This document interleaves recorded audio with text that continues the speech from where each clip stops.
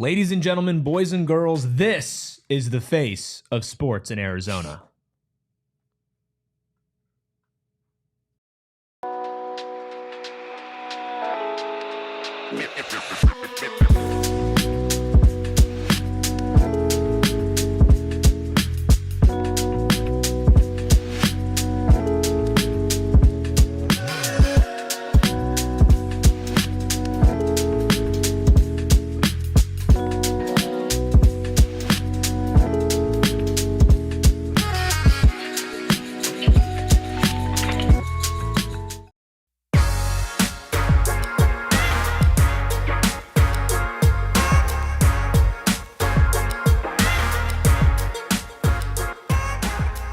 Wednesday and welcome into the PHNX Sun Devils show. Of course, we're coming to you live from Studio K, presented by Circle K. Make sure you join Inner Circle for free by downloading the Circle K app today. Terms and conditions apply at participating locations. Visit circlek.com for details. I am Anthony Totri, joined as always by my partner in crime, of course, Erik Ruby. We got the deli man behind the Mac, making all of the magic and sandwiches happen. Hit that like button, hit the subscribe button.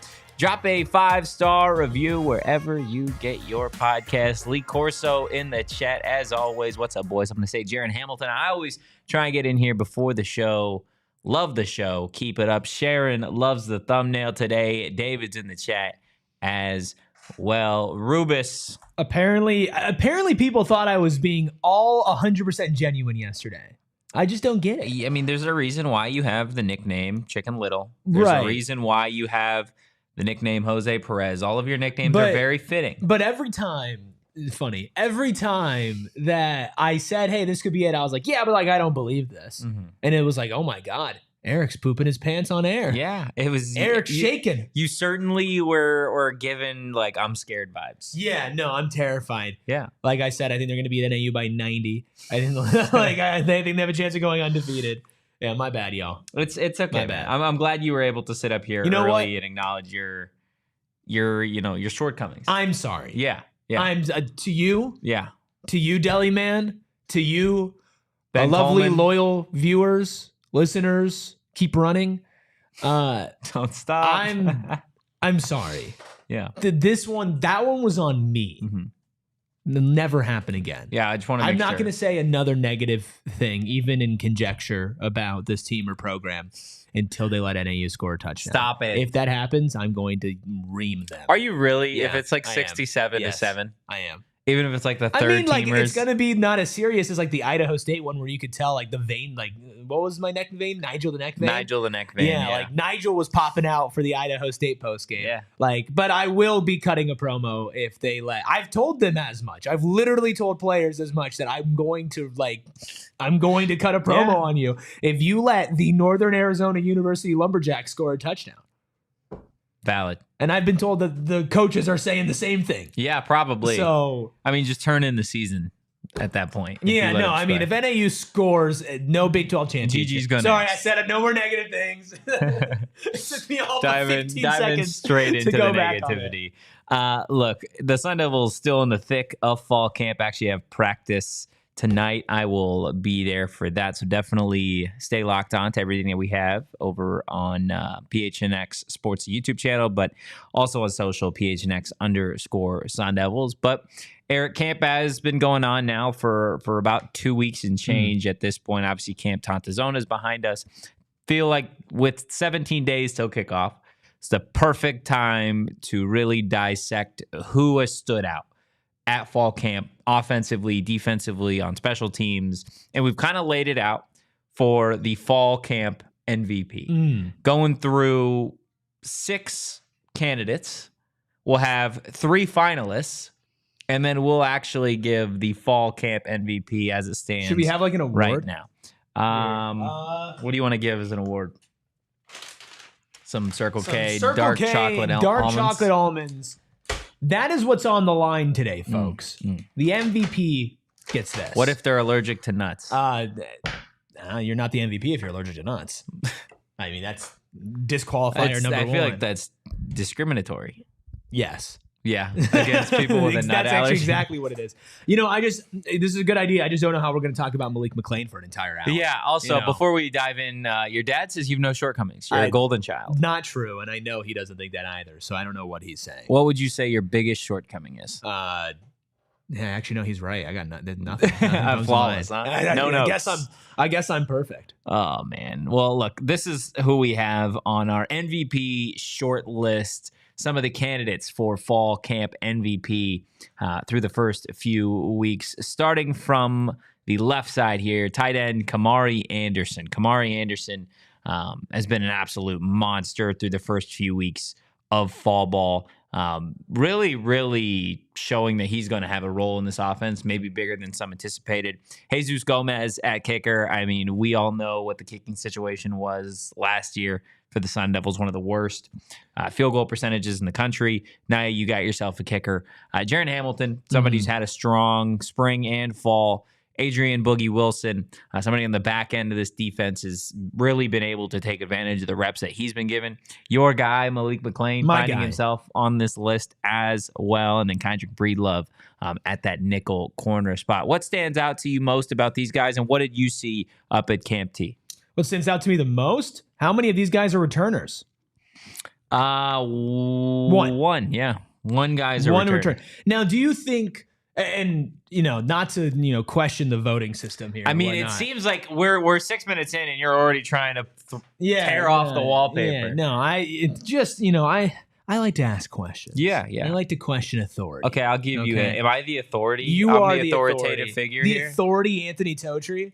Anthony, the authority Totri. Would that be my UFC fight name? That'd actually be kind of hard. Authority Totri. Okay. Authority. I wonder if these guys stand out. I wonder if these guys stand out simply because it's like they're new, right? And it's like, oh wow, like they're fitting in on the level that everybody else has been operating on. Yeah. Malik McClain's damn near new. Yeah, right. He didn't play last year except for 2 games. Yeah. So it's like the only returner is the guy who redshirted.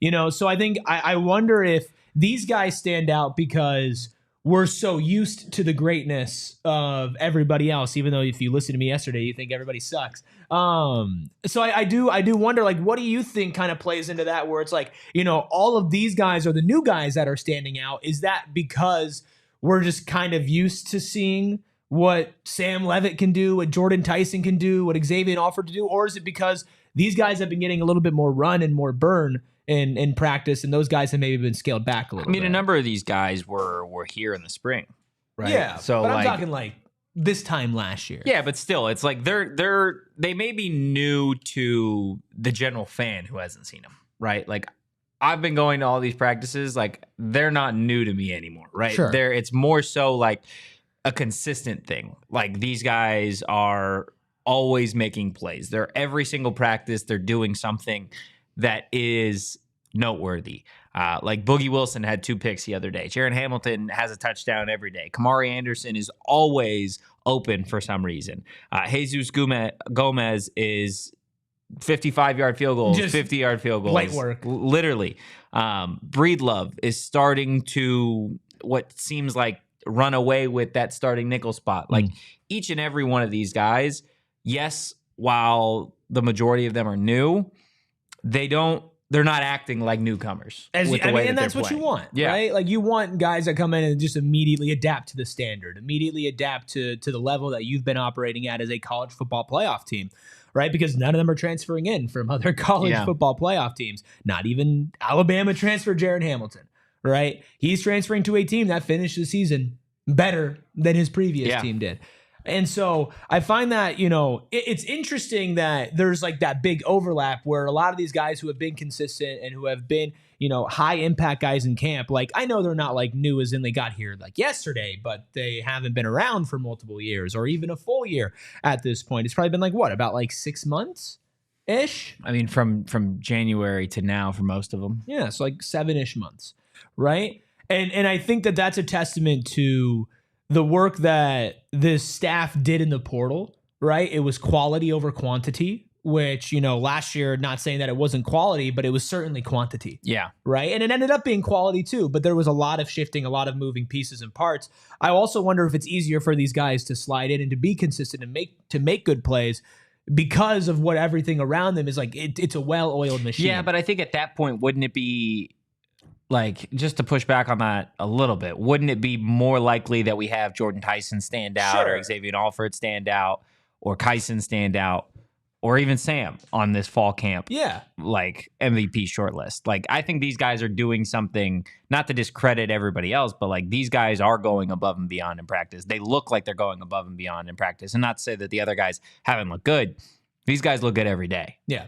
And again, I'm only asking these questions as far as like mentally, how do we break down who's been the MVP of like a camp, right? Because I think most people, when you would hear this conversation, would go, is it not the best players on the team? Right? Is it, or the people who are going to be the projected best players of the team? Is it not Sam Levitt? Is it not Jordan Tyson? Is it not Xavier Alford? Is it not CJ Fight? And well, they've all had good camps, right? It's not like they're having bad camps and that's why they're not on this list. But, you know, you look at the Sun Devils social accounts from PHNX Sun Devils or from you, and it's like, hey, this person's making plays. Hey, this person looks good. Hey, this person looks smooth. So let's go player by player. Sound good to you? Like break down their case. Because I know we gave like a really quick, like, hey, here's kind of what they've been doing, but MVP's big title. You get Most a bag of valuable player. Dark chocolate covered almonds, Unless you have from a peanut Circle K, and then you get nothing. Then you get nothing. Nothing. Yeah. Where do you want to start? Which guy do you want to start with? I think let's start with Khamari. Okay. Because that tight end position in that tight end room, and we recorded a breakdown that'll be going out later this week, and it's so fascinating, like how many good bodies are in there. And how high we are on almost all the names that are in that room. But Khamari feels like, even more so than, you know, freshman sensation AJ, I would say like a surprise. But I think is maybe, from my personal expectations, brought a little bit more than what I expected from him and done a little bit more. And you start to think like playing off of Shaman and Shaman playing off of him, like, how deadly can that really be with how effective and potent Khamari's been in camp? I think it's been a total surprise for me to see what Khamari Anderson has been doing since he got to Arizona State. I even had somebody message me who is very familiar with the ins and outs of everything going on, saying that we haven't talked enough about Khamari Anderson as somebody, as an Arizona State tight end who has experience in the SEC, who is quicker, maybe the fastest tight end on the roster.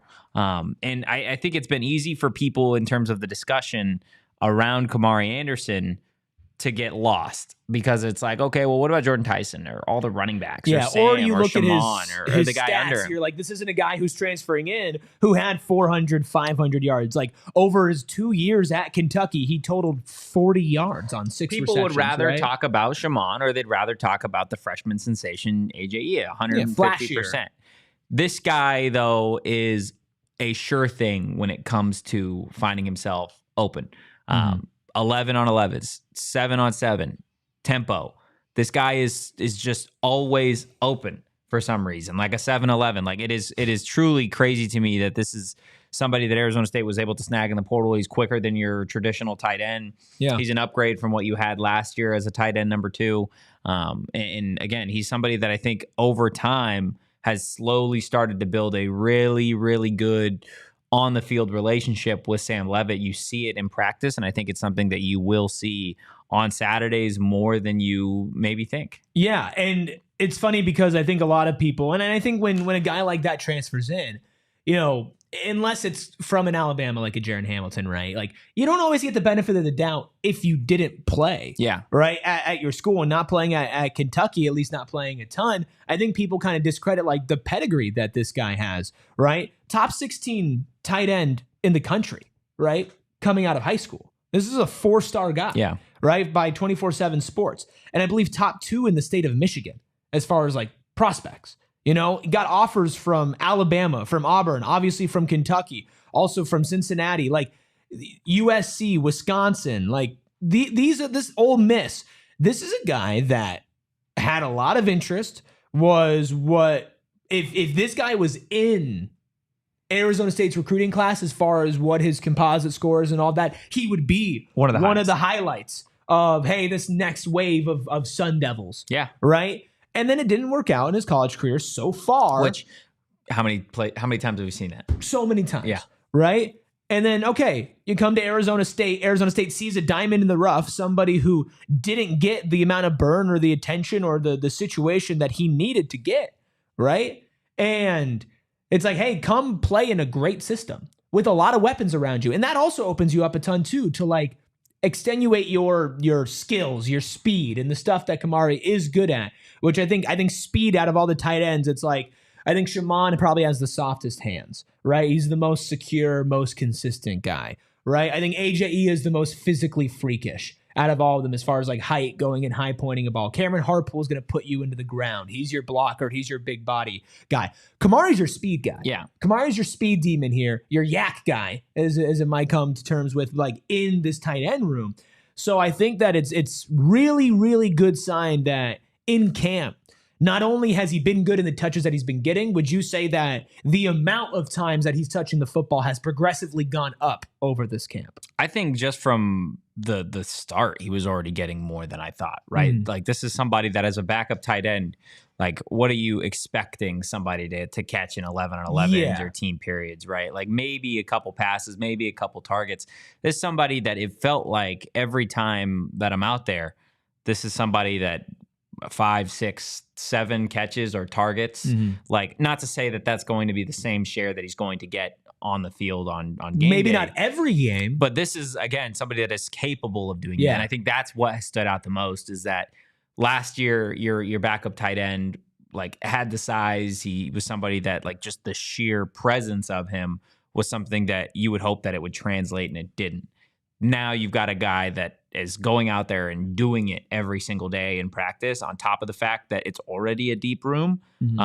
It should definitely excite Arizona State fans that this isn't just a one trick pony at tight end. You've got a bunch of different guys that are capable of being big time players. and let's set the record straight. Just because he's a speed guy doesn't mean he's not going to put some dudes in the ground. No, 100%. He is He's not a small He's guy. not a small man by any means, but he's not the only pass catcher on this list. A couple others, specifically some at wide receiver. We could talk about your guy, my guy next, Malik McClain.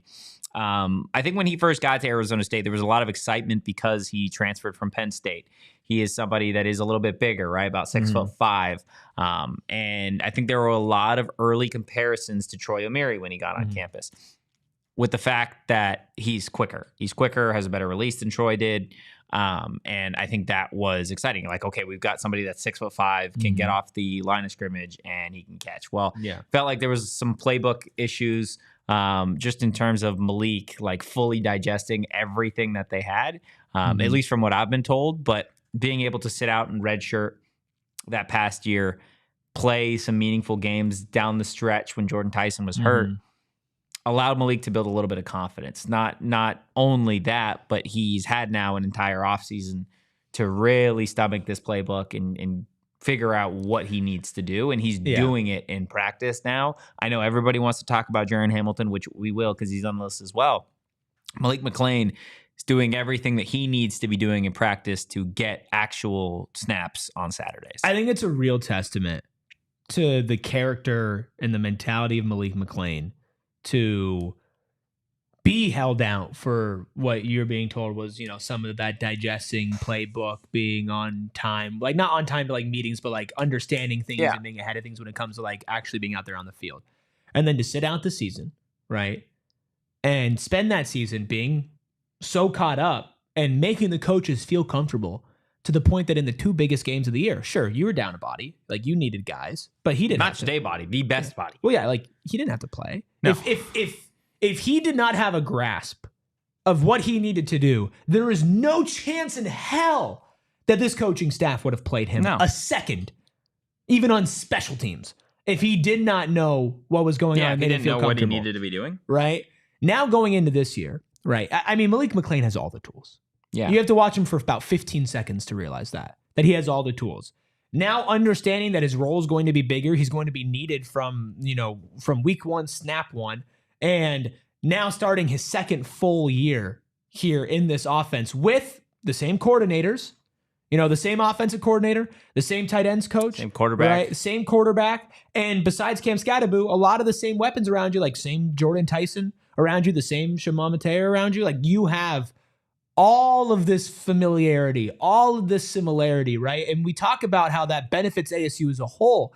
But when you talk about guys who have been around, who weren't playing as much last year, and now they're stepping into a bigger role, whether it's going to be a Montana Warren if he gets that first spot or not, or a Malik McClain, or Kyson Brown who's going to be playing a little bit more, like whoever that might be, you're not really stepping into this new unknown situation because you're looking to your left and to your right and being like, yeah, these are all the guys that I at least watched play on Saturdays last year, practice with every single day last year, now spent the entire offseason in 2 camps preparing with as well. I'm expecting big things from Malik McClain. What has stood out to you about his like day-to-day approach impact when it comes to fall camp? Like you don't just get on the the prestigious PHNX Sun Devils fall camp MVP watch list without, doing something. You don't just get it off of Feels having like tools. he's making a mockery of this mockery MVP list. That's what it sounds like. No. I think in terms of real.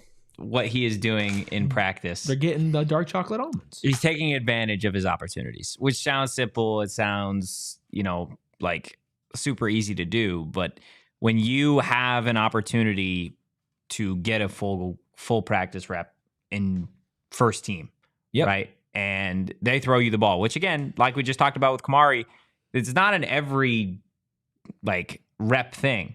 How many different players and skill guys are there in this offense with the ones, right? Tyson, Jaren, Shimon, Kyson, maybe Kanye, all these other guys. And Sam decides, hey, we're throwing it to Malik. And you take it for 6, right? I think the play that really stood out to me the most was when he took like a 3-yard hitch route, 60 yards in the bubble last week or the week before. Like, that's the type of stuff that we're talking about where it's like, okay, not only is he getting a 3-yard hitch and he's getting the first down or he's just making the catch. This is somebody that is now trying to score on every single play. It's beyond the point of like, okay, I'm thinking about what I need to do, where I need to be. What if the ball comes to me? Yeah. Like now it's like, okay, we're trying to find the end zone when I have the ball in my hands. And he is doing that more often than maybe you'd expect. It must have been such a big confidence booster for him those last 2 games of the season. Oh yeah, wouldn't be like right? Like again, this is a guy who another 4-star coming out of high school, right? Has the pedigree, was at big schools, right? Didn't play, and now is at Arizona State, right? And I'm not saying that he would have crumbled and wouldn't have been as good if he sat out the entire year, but it's like you go in at the end of the year in the 2 biggest games when you're needed, and you come up with quite literally 2 of the biggest plays of the season. Yeah. Out of people who played the entire year, you have 2 of maybe the top 5 plays of the season. Like, it's insane as far as importance and timing or even like skill and position and what you had to do to pull it off, right? And now you're going into spring and you're going into fall camp, and you know that you have the opportunity not only to do that consistently, but that you've proven it with this guy as your quarterback, with this offensive, all the things that we mentioned before. How could that not be a massive confidence booster, right? And I think that's why I'm expecting such big things out of him. But I'm also, honestly, now after camp, expecting pretty massive things from Jaren Hamilton. Yeah, Jaren Hamilton is somebody that I think the fan base has fallen in love with. I think the coaching staff is low-key fell in love with. Sam Levitt. And Sam Levitt has too. I mean, this is somebody that has the wheels to do what you want, which is take the top off of defense, outrun everybody. And with Sam's arm, which I think agree doesn't maybe get enough love for just how strong of an arm it is. This is like fireworks is the best way that you could put it. And we see it in practice. There was a play yesterday rolling, I want to say, to the right. Sam was rolling right. Jaren Hamilton was going, he started on the right side of the field, went all the way to the opposite pylon, and Sam connected with him on a 60, 70-yard touchdown. Like that, those are the types of plays that you can expect to see from Jaren Hamilton when he's in the game, because he has that speed to take the top off, and Sam has the arm to get it there. Like, this is going to be a duo, I think, unlike the other wide receiver connections we've seen. Everybody loves Jordan Tyson, rightfully so. Sure. He is the guy that is going to make this offense go. Number 1 wide receiver, number 1 skill guy, probably best player on the roster. Malik has the size. Shaman has, the comfortability factor of being here from last year. This is somebody that is going to burn DBs. You're not going to be able to press Jaren Hamilton. You are going to have to sit back because he is that quick. And he shows it, and he is somebody that, again, as a younger player who hasn't necessarily taken advantage of opportunity or given opportunity at his previous school, has come in from day one, really embraced the culture, embraced what it just means to practice, and you see the results coming through already. Yeah, I think the Sam Levitt Jaren Hamilton connection and why it's I'm not going to call him the security blanket, right? But he might be the big play security blanket where it's we need to make something shake. We gotta try to get the ball to this guy, right? At the end of Camp T, and I'll say Sam didn't have the best Camp T scrimmage at first, and he would even be the first to admit that. You can catch his availability on our YouTube channel where he does say that.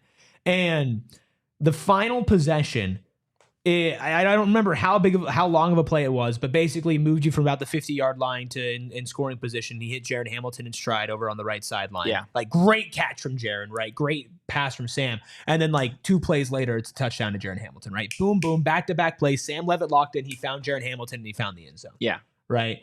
There's going to be games where, because of all the other guys we're talking about, Jaren Hamilton gets forgot about for a play. Or Jaren Hamilton makes somebody else forget about Jordan Tyson for a play or Shaman for a play. And Sam's going to take advantage of that. And there's going to be some really big plays just off of either the threat of his speed or the actual use of his speed alone. It's something that this offense did not have last year, and they had a lot last year. Jaren is the type of guy that going into next season, everybody is going to be okay, here you go. Here are the keys. Here are the keys. Take it. Right. Especially depending on what he does this year. 100%. Yeah. And even if he doesn't do crazy things, right? You got to remember that there are so many different pieces and players in this offense. He is. You don't think Jalen Moss is that clear-cut I think Jalen Moss one? Probably heads to the league. If I had to guess, I Really? think Jalen Moss might be done.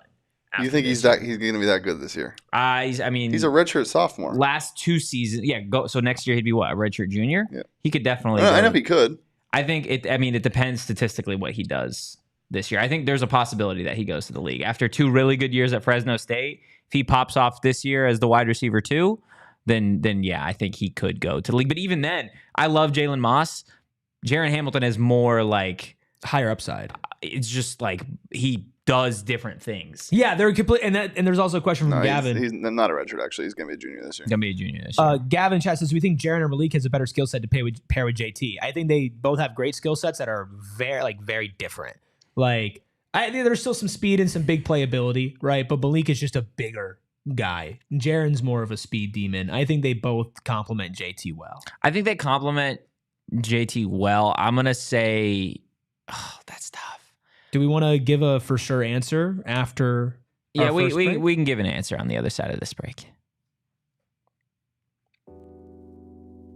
Look, it's not often that we promo other podcasts, but I gotta let you know about what they're doing over at Wild Horse Pass this weekend. The Straight Game Podcast, live with Shaq on Saturday, August 16th. Get ready for an unforgettable night as NBA legends Mike Bibby, Eddie House, and of course, Coach Ty Ellis bring the Straight Game Podcast to the stage for a special live recording featuring none other than basketball icon and business mogul Shaq. This exclusive event gives fans a front row seat to Shaq's larger-than-life personality in a raw, unfiltered conversation, of course, from epic on-court battles with Mike and Eddie to his journey building a global business empire. Shaq holds nothing back. I know Rubis is going to be there. Damn right. So me and Shaquille. where else would you rather be? Don't miss the rare opportunity to witness greatness. Not Ruby, but Shaq, live, unscripted, and straight from the source. Tickets are at retail pricing when purchased online or by phone, but discounts are available at the box office only. Get yours now. You didn't have to clarify. You could have just said witness greatness.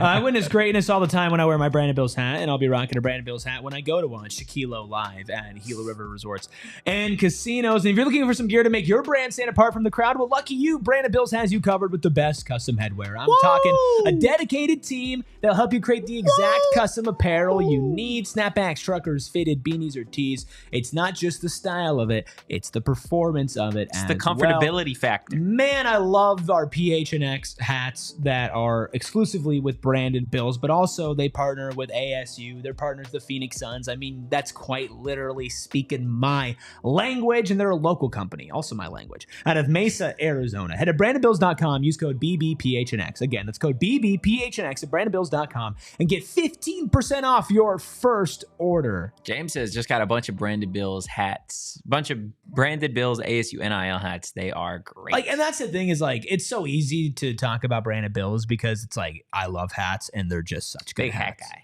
Huge hat guy. Yeah. Maybe the biggest. The largest. I mean, yeah, the biggest, the largest. Yeah. 100%, man. Look, I think if I had to give you an answer, Gavin, between Jaren or Malik, I would say Jaren.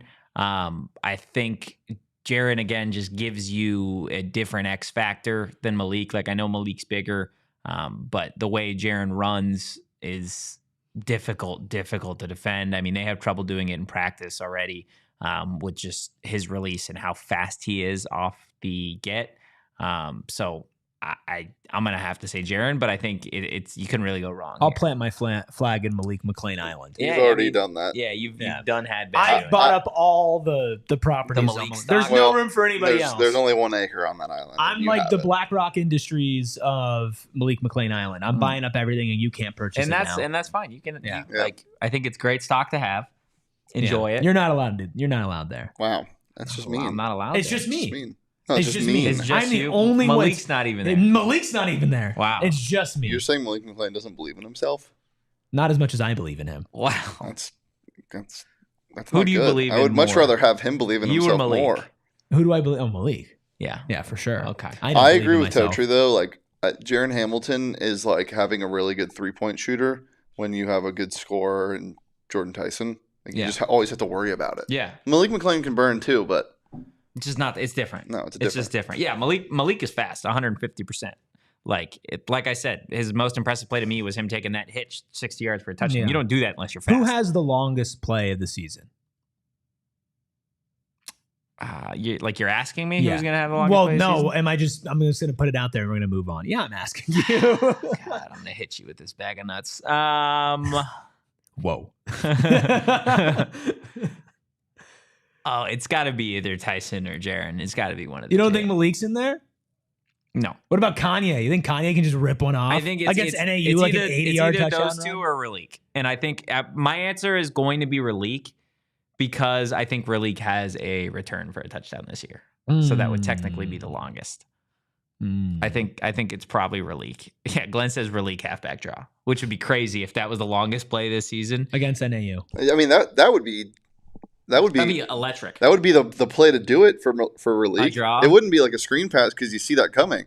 Third and 8 draw play. That'd be hilarious. I think Ralik on a wheel is going to be like that potentially could get her done.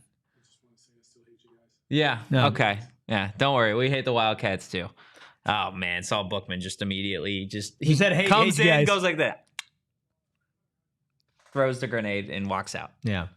Anyway, let's talk about the number 11 team in the country, your Arizona State Sun Devils. we can do that. Yeah. So moving on from Jaren, let's go ahead and do. We go to the defense. Let's go to the defense. Let's talk Boogie Wilson. Now, this is not somebody that I honestly expected to be doing what he's doing, and that's not a knock on him. It's more so, hey, like, they've got the safeties, right? Miles Rouser, Xavier Alford, those are the safeties for the Sun Devils here in 2025 because those were the guys last year.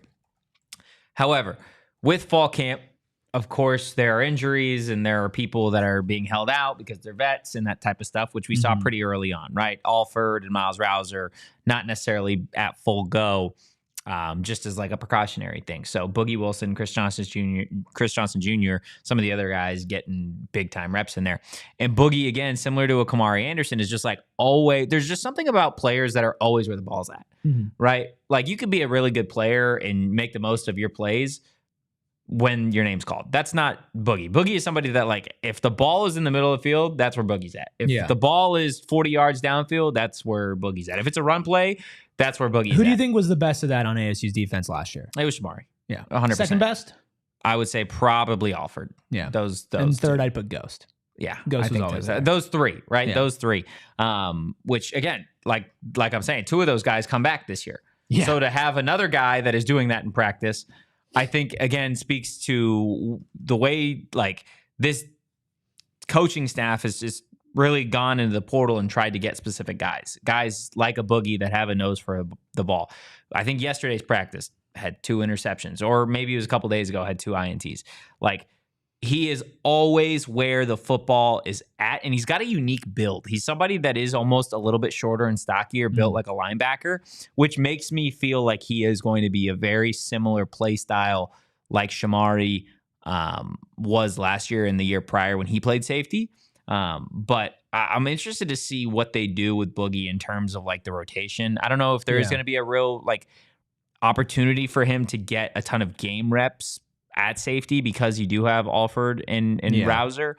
But if anybody, of course, does go down, knock on wood, or that gets never a happens. targeting, which always happens. Or it's just like, hey, we're up 30, go in. Yeah. Like that'll be, I think, the case where you see Boogie a lot this year. And talking with him after Camp T, I think that the thing that stood out to me the most was asking about like what's been the biggest surprise to you so far about like just your experience at Arizona State. And just like how grateful it felt like he was for walking into this opportunity where Kenny Dillingham allows him to be him. Like he's not trying to make you be somebody else. Like I know it kind of like, and now it's like, oh yeah, like that's second nature, right? Like it is like, yeah, we know that. That's not a surprise. It's not a surprise, but I think that's why it's like, and this goes back to the overarching like list of 6 guys and how many of them are new here, right? Is like, well, this is, I think, part of the reason why these guys are so successful so early on at practice and at ASU is because they're comfy here, right? They don't have somebody trying to put them in a box to be something that they're not. Like they are, that's why they're standing out. Is he talking about you? Yeah, he's talking about me because I know you're on the left in real life, but on the screen I'm on the left. Don't also forget to check out, I'll be live on PHNX Suns at 3, Bay Block. So just check in with that. I'm sure you'll love it. I'm really excited about the future prospect of Boogie. Yeah. Right. And also, like, you think about the Washington State transfers and you think about how fast Javen stepped in last year and how big he was for this defense and how many big plays he made for this defense, especially for the last couple of weeks of the season. And I think part of that is the fact that, you know, fitting into the defense and being comfortable with the defensive style and the play calling and the defensive coordinator. And I think that with Boogie, like, maybe he is not going to be in rotation as in like he's constantly playing. He's going to get some minutes. Like, this is football. Like, you're going to get guys rotating in and out. And if you can go in and you can maintain or at least keep a similar level of play to what we consider to be the best starting unit in the Big 12 and one of the best starting units for their position in the country, right? As a depth piece, that's massive. And the fact that he's making an impact here in camp bodes well for the future. And it's like I mentioned last year, like, it's football. You're going to need guys like that during the season, and you never know how much you're going to need them. Yeah. Right. And to be able to have somebody you look at and be like, hey, you're new, but like, you know what you're doing. You know where to fit in and how to play around these pieces. Like, that's massive. And somebody, again, that like, and not to look way too far down the line here, but has eligibility left. The fact that he's going to be able to be here this year and learn under X and Ghost, and really just embrace the culture and the system prior to what, you know, next year will be like, where it will be an opportunity for him to enter the starting rotation at that safety spot. So he's got a big opportunity this year, I think, similar to some of the players that we saw really shine last year that were here the first year. under Kenny Dillingham. If all that, but makes sense. That's what good programs do. Yeah, like good programs aren't just built for 1 year, right? You've got guys that right now you're talking about. Look out for them next year, right? Jaren, Boogie, right? AJ Ia, right? Like guys that we can look at and say, hey, is it a bad thing that you're not starting this year? No, it just is because that there are some of the best in the country at your position who are also there, and you know that. And you know that you have the opportunity to be. And they don't care. No, that's the thing. And that's why they're here. And that's why also to be like, hey, I get to be myself. Yeah. Right. Because obviously all these guys want to play. Yeah. 100%. They all want to play, and they all know and think that they can play. There's not a single person on this roster that thinks to themselves, well, if I get in the game, I can't, do what needs to be done. That's not the mindset that people have here. No, not a Division I athlete usually. And so I think it's amazing to see how many guys are willing to take that step back and take that role, because the schools that do that are like where Jaren was before in Alabama, or in Oregon, who has turned into that over the last decade plus, right? Or you look at like a Georgia and Ohio State, a Penn State. Like these are programs where they have guys that would be starting on other teams in their 2 deep and in their 3 deep for some teams. Like that's how they're so good, and that's how they stay good after they lose all this top end talent. That's what Arizona State needs to do, and that's why it's nice to have him on this list. Well, yeah, think about it. How many of these guys are going to be day one starters in the lineup that we've talked about already? Khamari. Probably. I mean, if we're rolling in 11 personnel, he's not starting. He's not out there. Yeah, Shaman's out there. Like Breedlove, Boogie's not starting. Breedlove might start. Jesus Gomez is technically starting. But Malik or Jaren, one of them is starting. And if one of them is starting, the other one is getting a ton of burn behind them. I think. So, like, how many? Not a ton of them are starting, right? So that again speaks to the depth. And how many of them don't have eligibility going on past this year? I think everybody except Malik can come back. I think Jesus, the seed. Oh yeah, Jesus may be done after this year. He's an NFL player, man. He's got an NFL leg. He's a Sunday kicker. When Kenny said 2 Sunday guys, he was talking about Jesus. He was talking about Jesus Gomez. This is the real JG in the Valley. It's Jesus Gomez. But yeah, let's talk about him, because this is somebody that I guess just a position, right, that last year was a downfall. It was the redheaded stepchild for the Arizona State Sun Devils, where it's like, get away from us. We don't want to kick field goals. We barely want to kick extra points. We're going for it on 4th and 7. Right? Because we have to. We literally have to. And that was tough. And now you bring in a guy who, on his leg, literally was part of the reason why Herm got fired. Awesome. Right? So you've already got that love. You remember when he said they used that as part of the recruiting pitch? Yeah. I mean, how awesome is that? To be able to get this guy of all guys up just because of that, I think is awesome. But also, the fact of the matter is, this guy's got a boot, dude. Yeah. He's kicking 50-yarders with ease. 20 of 25 as far as field goals go last season, 93.1% extra point percentage. 57 yards was his longest last season, and accounted for 87 total points for Eastern Michigan. And out of their whole 88 that they scored last year. And they weren't a great team. They actually started off the season 0-5. Eastern Michigan did, losing to, is that Western Michigan? Yeah, the Western Michigan Broncos. Sorry, Sharon. Western Michigan Broncos. They lost to Buffalo. They lost to Ohio, Toledo, Akron. They were not great last year, and he was still out there, being consistent and probably not being put in the best position. He was 7 of 9 from 40 to 49 yards out. He was 2 of 4 from 50 plus yards out, 5 of 6 from 30 to 39 yards out, 6 of 6 from 20 to 29 yards out. Didn't attempt one within 20 yards. Didn't miss one from 20 to 29. ASU can't say that last year. Missed 1 out of 6 from 30 to 39, and missed 2 out of 9 from 40 to 49. He's pretty automatic. Yeah. Right. And I think the thing that sticks out to me is yes, there are going to be field goal attempts this year that are in the 50s. There is that's just going to happen. Mm-hmm. And not every team in college football has a kicker that'll give you a chance. Mm-hmm. Now, he may not make every 53-yarder that he goes out there for, but you best believe he's going to give you a chance. Yeah. And I think that's what has stood out to me so far about Jesus Gomez at practice. Is there's never been a kick where it's that's way, way off. This is somebody that spends 35, 40 minutes just literally going through just ripping his steps. Yeah. Not even the actual kicks, just the steps that he is taking leading up to the kick. Imagine that. Imagine if I gave you 40 minutes. I said, Erik, Work on just taking these 3, 4, 5 steps. Do that for 40 minutes. How bored out of your mind would you be? Yeah, I'd probably just start sitting down. And now do that for 5, 6 days or something during the week. Yeah, like he is. He's getting kicker automatic. to be psychotic. You don't need. You need to be automatic, yeah, right? Where you need to be psychotic about his approach. It's got to be like something where he doesn't have to think about He's it, like everything else, right? Yeah, and that's where we're at with Jesus Gomez, where it does feel like it's like, okay, he is a robot, which is perfect. What do you think was the most amount of points that he accounted for in a single game last year for Eastern Michigan? 15. Close. That would give you what? 5 field goals? He had 13. I was thinking field goals and extra points, Deli Man. So he had 13 points against who was this? Sorry, they played Jacksonville State. He had 13 points in a double overtime game. Their coach is in our conference now. They had, in a double overtime game, he had 13 points, and he missed a field goal from 40 to 49. He was 2 of 3, so he had a chance to be 16 points in that game. They ended up winning by 3. He also had a game of 12, 12, 10, 10, and 9 throughout the season. He's a dog.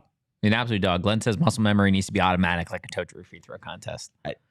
Some things are just automatic. Jesus Gomez automatic, except for when it was Totri your at a free throw line to win it all. Inside the office. I'm sorry for not a traditional ball. Sorry, not a normal hoop. All I'm hearing is I'm not a real hooper. That's all I'm hearing from you. Yeah, you didn't give me a real hoop to ball on. You gave me a fake real hoopers. Real hoopers don't complain. You won on a fake hoop. I won. What'd you say? You won on a fake hoop. What'd you say? You heard me. I did what? You heard me. We shot on what? The same hoop with the same ball? Kyndrich Breedlove. What do we think about him so far? What'd you see from him at fall camp? Well, I'll tell you after. Oh my gosh. Our second break. Sorry, guys.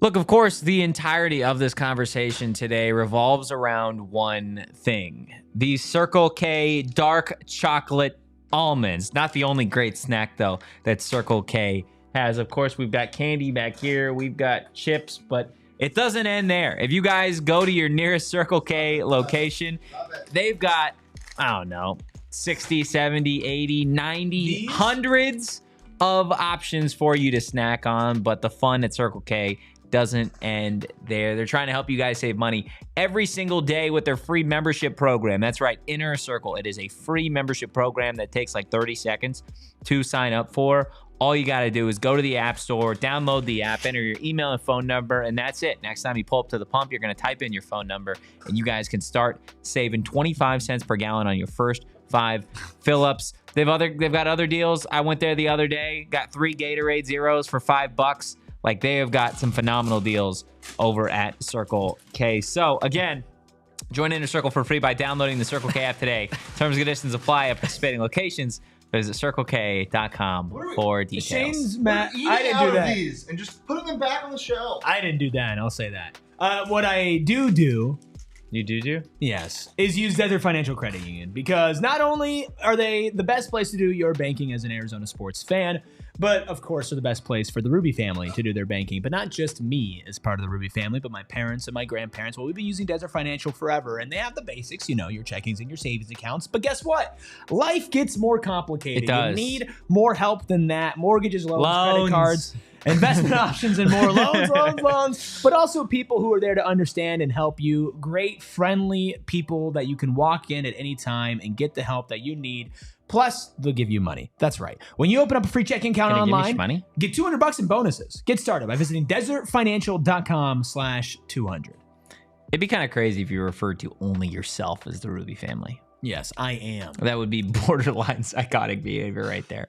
Oh, man. Hit the like button. Hit the subscribe button. Drop a 5-star review for number 5, Kyndrich Breedlove, the Purdue transfer who has had a really, really, just great last couple of weeks. I'd say the one word that then pops into mind is consistency. Mm-hmm. I think you don't end up earning what we might think to be that starting spot at nickel. A very important position, the only position that loses its starter last year if you're not consistent, right? And I think for a guy who had success at Purdue, right? Like was one of the more impactful defensive players on Purdue, which it's Purdue, but still, like him to come in here and to embrace the competition with Montana Warren, who's been here for 3 years, who a lot of us assumed would assume that starting role. Yeah. And to play consistently, not just make a big play every once in a while, but to be solid and reliable at that nickel spot, I think is probably what's been the most impressive to me. Yeah. And like, again, going out there and seeing him take advantage of those opportunities, there was somebody out there, a media member, I'm not going to tell y'all who, and I don't necessarily believe this, but they were very quick to say they believe that Kyndrich Breedlove could be better than Shamari Simmons was last season. Interesting.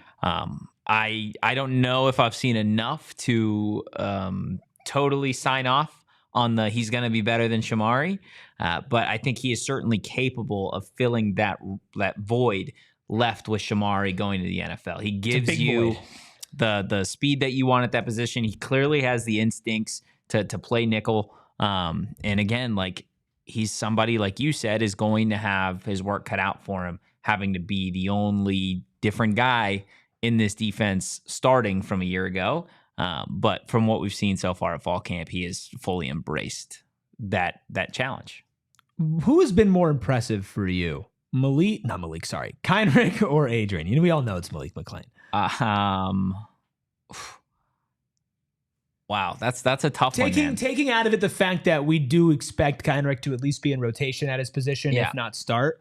Who has impressed you more based off of what your expectations were coming into camp? I'm gonna say Boogie Wilson. Okay, Boogie Wilson is a guy that has been just, like I said, he's always there. While Breedlove has been consistent, there's something about consistently being able to force and create turnovers, and that's something that Boogie has done in practice. So would Boogie then be in your MVP finalists for camp? I'm so glad you asked, Rubus, because we do have our finalists, our 3 finalists for the fall camp MVP. Khamari Anderson at tight end, Jaren Hamilton, of course, at wide receiver, and then Boogie Wilson, the guy that we've just spent the last little bit talking about. Any surprises in the final 3 here? I mean, come on.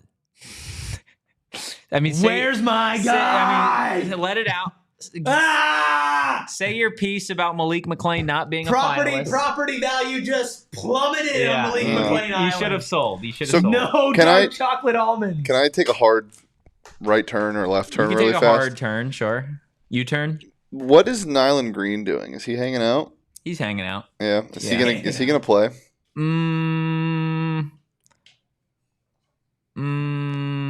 Maybe. Yeah. Yeah. Back to Malik McClain. Yeah, he's like Keith and Javen are so just like locked into those perimeter spots that no one else is getting reps with the first team defense when it comes to perimeter corner. And even outside of them, like, you have a guy like Rodney Bimage who you'd rather, in my, like, just watching him, I think Rodney Bimage over him. Yeah, 100%. Yeah. Rodney Bimage, and also again with the fact that like I said the other day with Brian experimenting with like just the different looks that they have with the DBs, they'd rather throw in another safety in there, I think, than truly have another perimeter DB, just because those safeties bring you so much extra when it comes to the run defense. He's big. But he's 5-star. Former 5-star. But Georgia. But then Purdue. Yeah. He also he just when he transferred to, the first thing I thought of was Jack Jones. Yeah. But did you only think of Jack Jones because of the off the field stuff that happened at USC? No. You sure? Yes. Okay. I thought of big name, big school, big guy. Yeah, I mean, definitely a big DB. 1 year. Definitely a big That's why D. I thought of I'm surprised you didn't think of like a Roe Torrenson because of the size. Roe Torrence 2 years. Yeah, but he's bigger guy. Yeah, but he's outside corner, lanky, 6'3". But that's what Nyland plays outside perimeter corner. Yeah, but he's like 6'2" and bigger. Like Roe Torrence was like Slenderman size. He was like Tariq Woolen size. Yeah. Roe Torrence was good. It's not a knock on Nyland Green. He was actually okay. He was actually at practice last week. I loved him. Yeah, I loved watching him play. Hanging out by DBs. I'm like, you're here just for the vibes? He's like, yeah, I'm just chilling. I'm like, okay, man. I think Nyland Green will see the field as much as like a LaTerrence Welch saw the field last year for Arizona State, which, I mean, he had a pick 6. So, like, I'm sure there will be opportunities and moments for him. But in terms of like seeing the field very consistently, I would say probably not. Just based off of what you already have. And the fact of the matter is, like, we started with 6 guys, worked down to 3. Like, there is a lot of players that have had good fall camps, and some just better than others. Yeah, I mean, okay, so Malik doesn't make the final. Doesn't cut. make the finalist Okay, list. so you'll be hearing from my lawyers. Yeah, I'm sure. But before that, let's talk about these 3 do deserve it. Jaren, Khamari, and Boogie. 2 offensive players and 1 defensive player.